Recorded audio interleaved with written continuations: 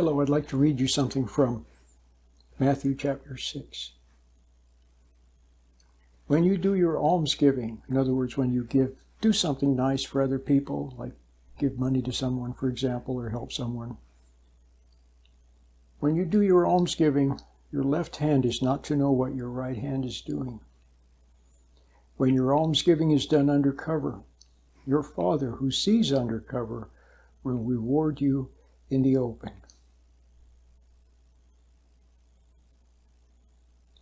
So, you see, there's a way of living that is unto God. And there's a way of living that is unto other people.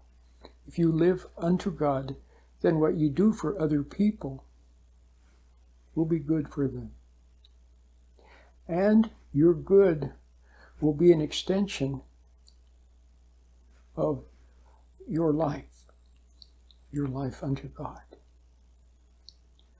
When you are centered in the Spirit, when you're in your center and not pulled out into the world, either by enticements or by temptations or by wanting something too much or being angry or wanting to escape from conscience or to use others for some reason, when your impetus, your motivation, the energy with which you move comes from within, then it's a flowing out of good.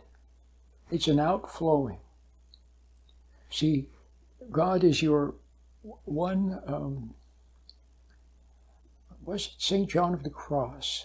I think maybe it was Teresa of Avila, who said that God is like our fountain, our fount, an inner fount from which all good flows out. And when you're in line with His will, and when you get your ego out of the way, and what you do, you just do. If you see somebody that needs help, you just give them help. If it doesn't come to you to give them help, then you don't give them help. You live your life a step at a time, but always attentive to inner promptings, always attentive to what you know in your heart, okay?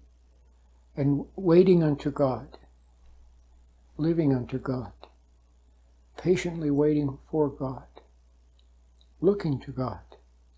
See? Instead of to humans. Now, do you understand?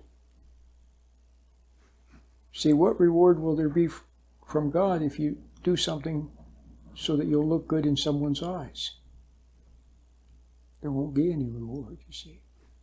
But if you do it out of the goodness of your heart, then there's a reward from God.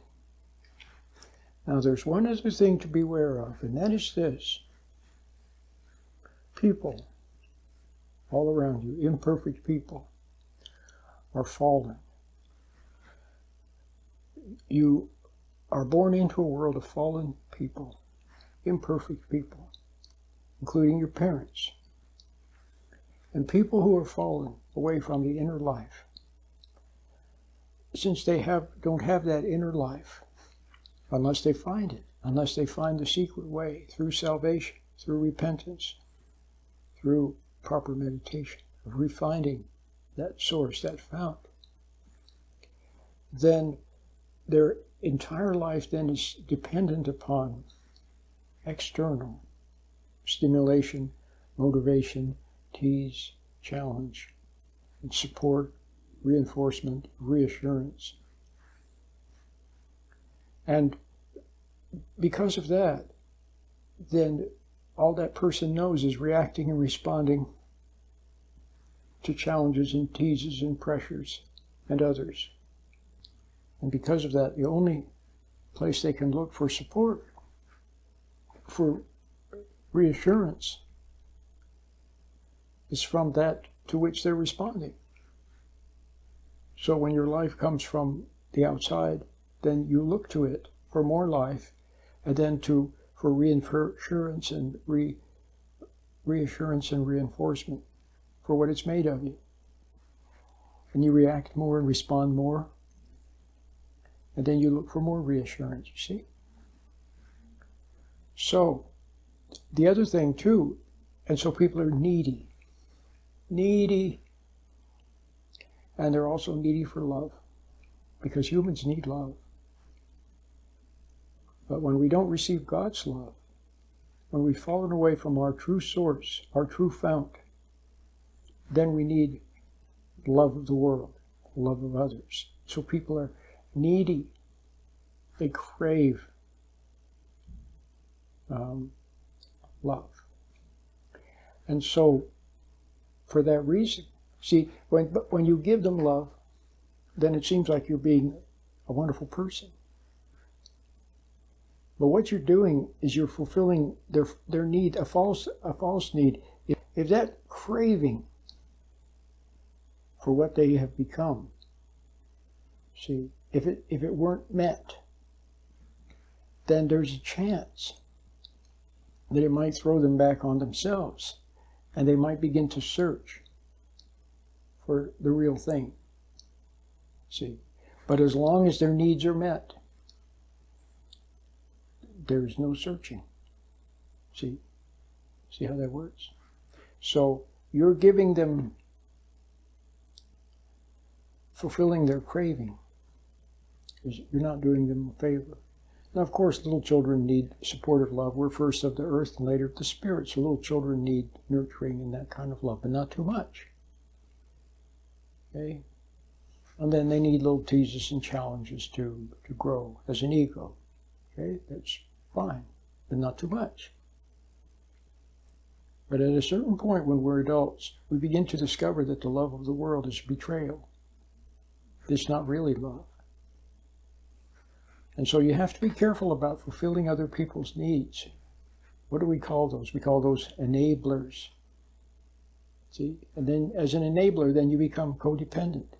You're dependent on them for their looking to you as a God. See, that's a way of playing God. A lot of people do that. They play God. So you're better off to leave them with their need, and perhaps they will search to find the true answer from God, you see? So when there's a true need,